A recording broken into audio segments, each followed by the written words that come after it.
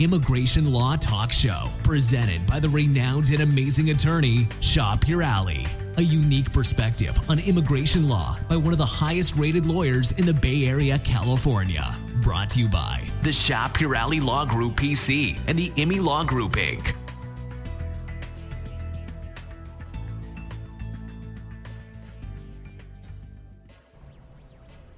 Hello everybody, my name is Shah Peerally. I'm the president of the Shah Peerally Law Group. Our law firm is located in Newark, California. We handle immigration cases including H-1Bs, family petitions, and also asylum and some deportation cases. Today I am going to talk about the immigration interview, and I'm going to give you some tips about how an immigration interview is conducted. This video is just for educational purposes. So the disclaimer is basically that everything that I'm going to tell you here is purely for educational purposes, and you should not act or refrain to act solely based on the information I'm going to give you. First of all, most people who file for a family petition, especially in marriage petitions, end up into an in an interview. So it's something automatic. Usually whenever you're doing adjustment of status and you're in United States, you have an interview. What this video is going to cover is purely for adjustment of status during an immigration interview. So I am not going to go over the question that they might ask you, because this can apply also to different circumstances. You can also have a petition filed by your employer for an immigrant visa, and they end up by questioning you for an interview. They might call you for an interview and they might question you on the case. But this is mostly to familiarize you with how it works at an interview at an immigration office, the USCIS office.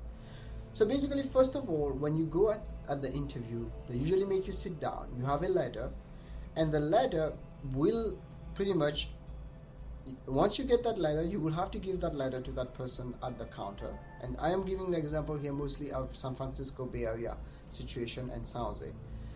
And once you give that letter, they will call you in an officer's room for the interview.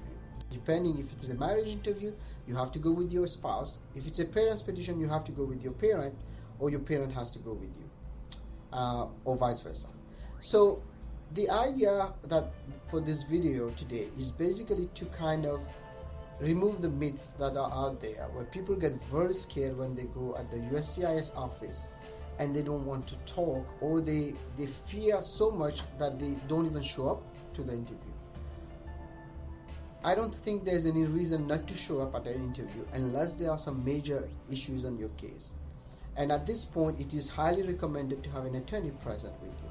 In fact, having an attorney by your side, the attorney will go in the interview process with you, will be sitting by your side, basically making sure that your rights are protected, and can also down the road stand as a witness on your case.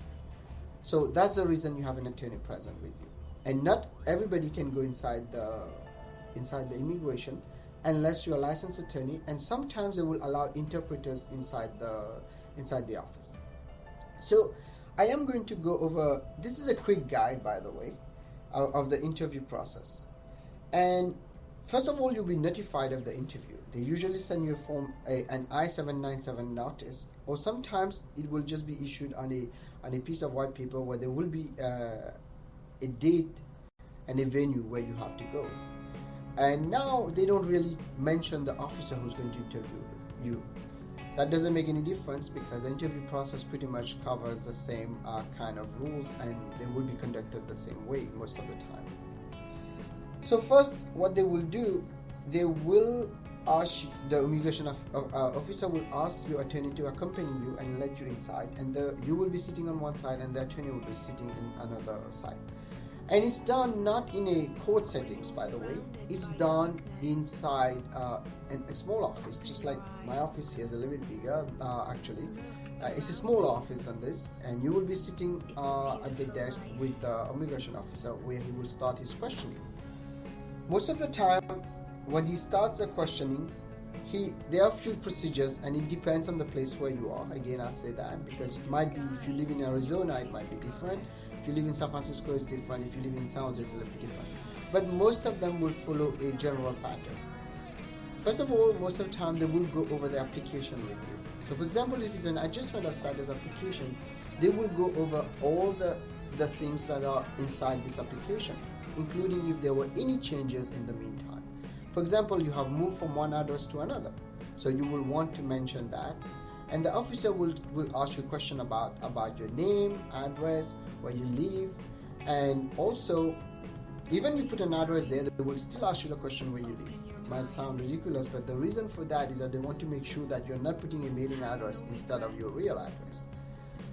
After he goes through after he or she goes through the entire application with you, she will write or he will write in red usually all the correction that he or she has made. And during the corrections, he will note or she will note on the bottom the number of corrections she or he has done. And at the end, after counting all the corrections, they will ask you to review it and your attorney who's present with you to review it. And after that, the officer will ask you to sign on the bottom that those corrections are truthful. Before they even start all this, I forgot to mention, they will make you stand up and swear in. So don't panic because you're swearing in. That's a normal procedure. After going over the application, depending on your case, if it is a marriage petition, for example, then they will start questioning you about the marriage. For example, where did you meet? Where did your spouse get married? What was the country? If you were married previously, where's the divorce decree and things like that. And marriage, again, they will ask you also sometimes to provide more proof that you were married. For example, phone bills, pictures, financial documents together, bank statement, tax returns, and it can go on and on and on. So that's a normal process. Then if the officer is satisfied with all your questions, and again, this is just limited to telling you how the system works. It doesn't cover the detail of each interview because each interview is different, as you know, when it comes to the content of the interview. So after the officer is satisfied, there are three things that might happen. For one, he might approve your case right there, which doesn't happen oftentimes in the Bay Area. Or he will say he's going to review the case and give you an answer, and most of the time they will give you an answer within 30 days. Or three, they will give you a denial right there. Or again, they will send you a denial to the mail. And you should not panic because you didn't get an answer at this point. So a few tips at the interview. First of all, speak clearly. Don't make up stories because that will be a lie that will put you in danger, because lying to the immigration is a crime in itself. Also, what you need to do is if you don't understand English, make sure you bring an interpreter with you. It's very, very important that you have an interpreter with you. And I will recommend a certified interpreter. That means someone that is licensed to do that. You can bring a family member. Sometimes they will let them in, but sometimes they will refuse because that person can tamper with what you're going to say. The other tips I'm going to give you at the interview, make sure that you have your case prepared. Very, very important. If the officer, for example, would be looking for your birth certificate, the original birth certificate, even you have provided a copy, they will want to see the original. Don't make it hard on the officer that you have to go through like hundreds of pages just to find the birth certificate. So one of my tips that I give to all my clients is go ahead and prepare it in a good folder where you can find the documents that the officer might ask at the interview. Of course, there might be more documents that you have not brought with you, and oftentimes what they will do, you don't have the documents with you, they will just issue what we call request for additional evidence. They will give it to you, say send us those documents, and then we will finalize your case. So the important thing there is you should not panic at the interview. And at any point in time, you can always ask the officer to stop the interview. And if you have an attorney present with you, let the attorney intervene and stop the interview if you think that the interview is going the wrong way. Having said that, there's no guarantee at the interview that you will not be arrested or something like they will be denying you. And most of the time also, officers are very polite, and in return you need to be very polite also.